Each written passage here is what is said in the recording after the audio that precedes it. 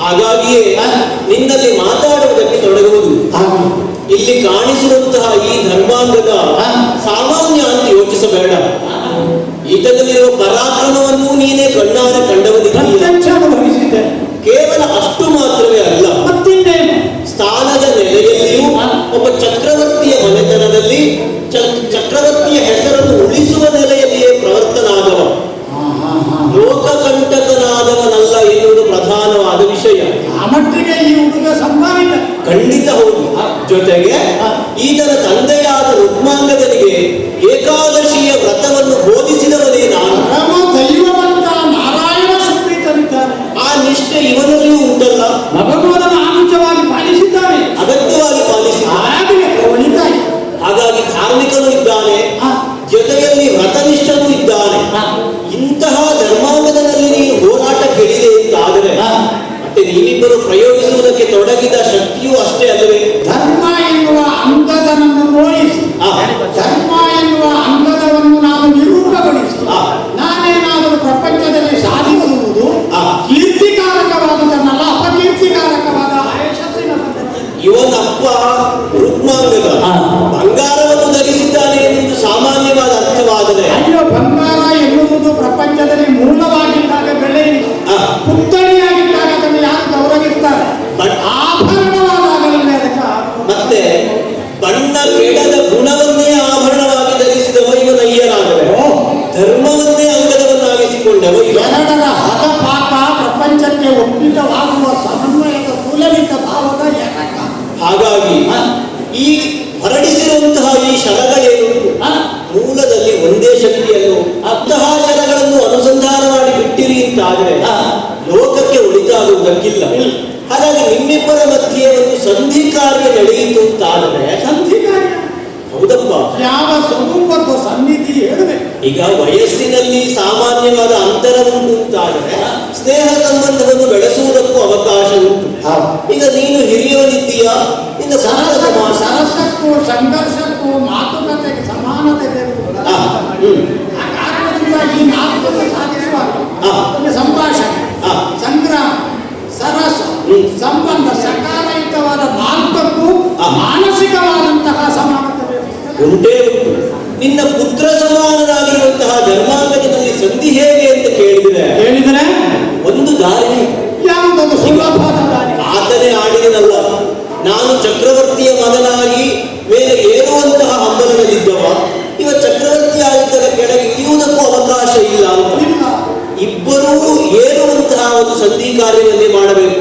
ನಾನು ಕೆಳಗೆ ಇಳಿಯಲು ಬಾರದು, ಅವನು ಹೆಚ್ಚು ಏರಿ ನನ್ನ ಮಟ್ಟಕ್ಕೆ ಕೂತುಕೊಳ್ಳಿಸುವ ಉದ್ದೇಶವು ಸಫಲವಾಗಬಹುದು. ಮಧ್ಯದಲ್ಲಿ ಸಮಾನವಾಗಿ ಉಳಿಯುವುದಕ್ಕೆ ಏರ್ಪಾಡು. ಸಂಬಂಧವನ್ನು ಬೆಸೆದಿರುವಂತಾದರೆ ಅದಕ್ಕೆ ದಾರಿ ಸುಗಮವಾಗುತ್ತದೆ. ಹೇಗೆ ಸಂಬಂಧ ಮಾಡೋಣ? ಈತನು ಸರಿಯಾಗಿ ವಿವಾಹಕ್ಕೆ ಯೋಗ್ಯನಾದಂತಹ ವ್ಯಕ್ತಿಯೇ ಆಗಿದ್ದಾನೆ. ಜೊತೆಗೆ ನಿನಗೂ 5 ಹೆಣ್ಣು ಮಕ್ಕಳಿದ್ದಾರಲ್ಲ, ನೀನು ಚಕ್ರವರ್ತಿ ಆಗಿದ್ದರು, ಈ ವರ್ಷ ಮಾಡಲೇಬೇಕು ಅಂತ ತೀರ್ಮಾನ ಮಾಡಿ ಅಲ್ಲವೇ? ಚಕ್ರವರ್ತಿ ಆಗಿದ್ದರು, ಹೆಣ್ಣು ಮಕ್ಕಳಿಗೆ ಅಪ್ಪ ಎನ್ನುವಂತಹ ಯೋಚನೆಯಿಂದಲೇ ಯೋಗ್ಯನಾದ ವರನಿಗೆ ಮಗಳನ್ನು ಕೊಟ್ಟಾಕ್ಷಣ ನೀವಂತೂ 3 ಲೋಕ ಸಂಚಾರಿಗಳು. ನಾನೀಗ ನಾಚಿಕೆ ಬಿಟ್ಟು ಹೇಳ್ತೇನೆ ಅಂತ ತಿಳಿಬಾರದು. ಏನು ನಾಚಿಕೆ? 5 ಮಂದಿಗಳ ಜಾತಕವನ್ನು ನಿಮ್ಮ ಕೈಯಲ್ಲೇ ಕೊಡ್ತೇನೆ. ಅಲ್ಲ, ಜಾತಕ ಮದುವೆ ಸಂಬಂಧ ಮಾಡಿದ್ದಕ್ಕೆ ಇತಿಹಾಸ ಇಲ್ಲ. ಆ ಇತಿಹಾಸ ಪ್ರಾರಂಭ ಆಗುತ್ತಿದ್ರೆ ನನಗಲೇ ಪ್ರಾರಂಭ ಆಗಿ ನನ್ನ 5 ಮಕ್ಕಳಿಗೊಂದು ವ್ಯವಸ್ಥೆ ಮಾಡಬೇಕು. ಈಗ ಜಾತಕ ಬಿಡಿಸುವುದು ಬೇಡ, ಕೂಡಿಸುವ ಬಗ್ಗೆ ಯೋಚನೆ ಮಾಡಿದ್ರೆ ದಿಢೀರನ ತಯಾರು ಮಾಡುವ ಎಲ್ಲಿಂದ ತಟ್ಟಿ ಮುಟ್ಟಿ ಮಾಡ್ಲಿಕ್ಕೆ ಆಗ್ತದ? ಬೇಕಾಗಿಲ್ಲಪ್ಪ. ಆ ಯೋಚನೆಯಲ್ಲಿಯೇ ನಾ ಕೆಳಗಿಳಿದವ. ನಿನ್ನ 5 ಹೆಣ್ಣು ಮಕ್ಕಳನ್ನು ಸುಸಂಸ್ಕೃತರಾಗಿರುವಂತಹ ಧರ್ಮಾಂಗದನಿಗೆ ಕೊಟ್ಟು ವಿವಾಹ ಎಸಗಿದೆ ಅಂತಾದರೆ ನೀನು ಸಂಬಂಧದಲ್ಲಿ ಅವರಿಗೆ ಮಾವನಾಗುತ್ತೀಯ. ಈಗೀಗ ಸಂಘರ್ಷ ಮಾಡಿ ಮುಖ ಕಹಿ ಮಾಡಿಕೊಂಡಿದ್ದೇವೆ. ಅಷ್ಟರ ವೇಳೆಗೆ ಇವನನ್ನು ನಾನು ವಿರೋಧಿ ಅಂತ ತಿಳ್ಕೊಂಡಿದ್ದೇನೆ. ಈಗ ಪಕ್ಕನೆ ಅಳಿಮಯ್ಯ ಅಂತ ಇವರನ್ನು ಕರೆಯುವುದು. ಆ ಬಳಿಕ ನನ್ನನ್ನು ಮಾವ ಅಂತ ಹೇಳುವಾಗ ನಾವಾಗ ಕೊಡಲಿಕ್ಕಿಲ್ವ? ಈಗ ಹೆಣ್ಣು ಮಕ್ಕಳಾದರೂ ನನ್ನ ವಿರೋಧ ಮಾಡಿದವರಿಗೆ ಮದುವೆ ಮಾಡಿಕೊಟ್ಟು ಅಗಾಧ ತೆಗಿಲಿಕ್ಕಿಲ್ವ? ಅದು ಹೇಗೆ ನಿರಸನ ಮಾಡೋಣ? ನೀನು ನಾರಿ ಬಂಧ ಮಾಡುವುದಕ್ಕೆ ತೊಡಗಿದೆ, ಇದು ನಾರಿ ಬಂಧವೇ ಆಗಿ ಉಪಸಂಹಾರ ಆಗುತ್ತದೆ. ನಾರಿಗಳ ಕಾರಣದಿಂದ ಕನ್ಯೆಯರನ್ನು ಅನ್ಯರ ಆಸರೆಗೆ ಕೊಟ್ಟು ಕನ್ಯಾಸನ ಬಿಡಿಸಿ ಕೊಡಬೇಕು. ಹೌದಪ್ಪ. ಹಾಗಾದ್ರೆ ಕಲ್ಯಾಣ ಪ್ರಿಯನಾದ ನಾನಾಡುವ ಮಾತಿಗೆ ಇಬ್ಬರೂ ಪ್ರತಿಯಾಡುವುದಿಲ್ಲ ಎನ್ನುವ ವಿಶ್ವಾಸ ಬಲವಾಗಿ ಧಾರಾಳವಾಗಿ. ಹಾಗಾಗಿ ಮತ್ತೆ ಕೊಡುವುದು ಚಕ್ರವರ್ತಿಯ ಮನೆತನಕ್ಕೆ ಅಲ್ಲವೇ? ಬೇರೆ ಎಲ್ಲಿಗೂ ಅಲ್ಲಲ್ಲ. ಹಾಗಾಗಿ ಮತ್ತೆ ಯೋಚಿಸುವ ಹಾಗಾದರೆ ಸ್ವಾಮಿ ನಿಮ್ಮ ಸಮಕ್ಷದಲ್ಲಿ ಒಂದು ಒಪ್ಪಿಗೆ ಅಯ್ಯ ಧರ್ಮಾಂಗದ ಅವರನ್ನು ಕೇಳಬೇಕು. ಈಗ ನನ್ನ ಸ್ವರ ತಗ್ಗಿದ್ದು, ಈಗ ನನ್ನ ಸ್ವರ ಎದ್ದದ್ದು ಸ್ವಲ್ಪ ಇದ್ದದ್ದು, ಅದಕ್ಕೂ ಸಮರದ ವೇದಿಕೆಯನ್ನು ತಳುಕು ಹಾಕಬೇಕು. ಇಲ್ಲ ಸಮರದ ವೇದಿಕೆಯನ್ನು ನಾವು ಕಲ್ಯಾಣ ಮಂಟಪ ಮಾಡಿ ಆಗಿದೆ.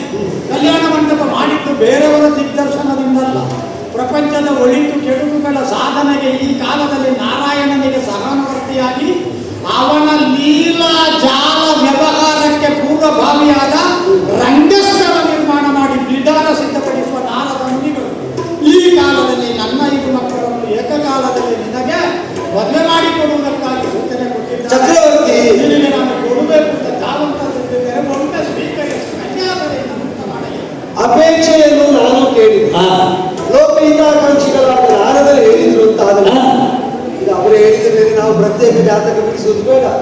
ಯಾಕೆಂದ್ರೆ ಜ್ಯೋತಿಷ್ಯ ಶಾಸ್ತ್ರದ ಆದ್ಯ ಪ್ರವರ್ತಕರಲ್ಲಿ ನಾರದರಿದ್ದಾರೆ.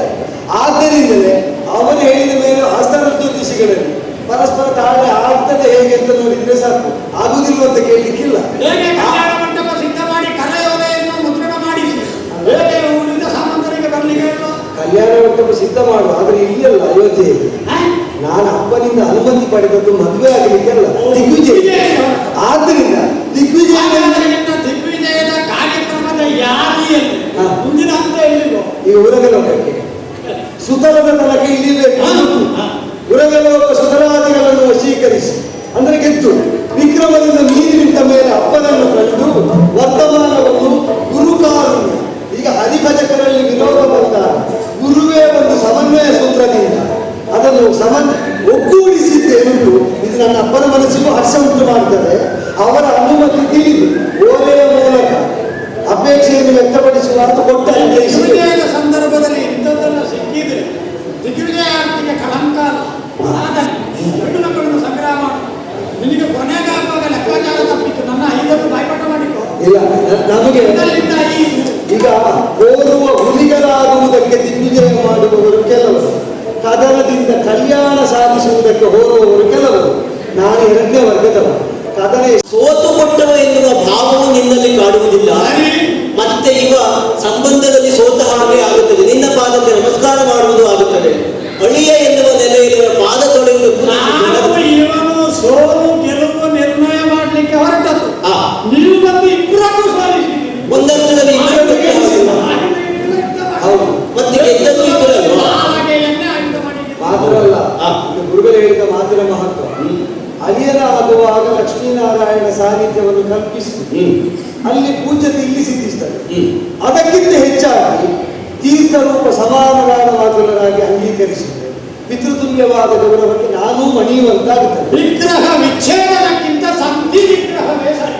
ಈಗ ಯುದ್ಧದಲ್ಲಿ ನಾರದರ ದರ್ಶನ ಆಗಿದೆ, ಯೋಗ ಉಂಟು ಅಂತಾದ ಹರಿದರ್ಶನವೂ ಆಗಲಿ ಎನ್ನುವಂತಹ ಸಂಕಲ್ಪವನ್ನು ಮುಂದಿಡುತ್ತಾ ಇಬ್ಬರ ಬದುಕಿಗೂ ಮಂಗಳವಾಗಲಿ ಅಂತ ಸಾಧುತ್ತೆ. ನಾರಾಯಣನ ಪಾದದರ್ಶನ ಆಗುವಂತ ಗುರುಗಳಾಗಿ ನಿಮ್ಮ ಅನುಗ್ರಹ ಬೇಕು. ದಿಗ್ವಿಜಯ ಶುಭವಾಗಲಿ, ಶುಭವಾಗಲಿ.